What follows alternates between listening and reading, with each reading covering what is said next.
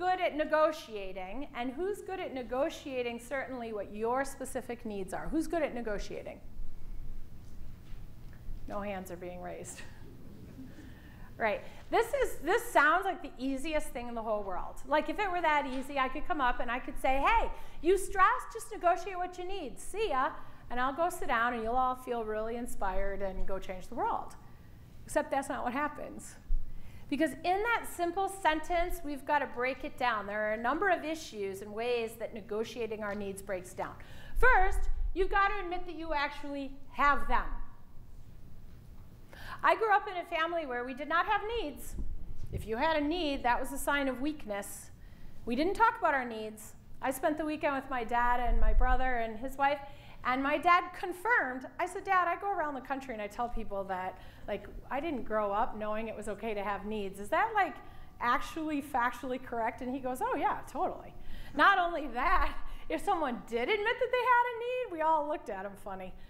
So culturally, I did not grow up thinking it was okay to even have needs. So in my 20s, I had to learn how to identify them. So I actually had to sit down and say, I guess as a human being, I have some needs.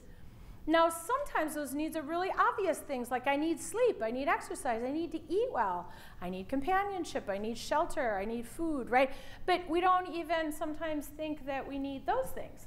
Oh, well, I can just get this done. I know I'm only going to get 4.5 hours sleep, but somehow that's okay, right? So first, identify what your needs are. Make a list of them.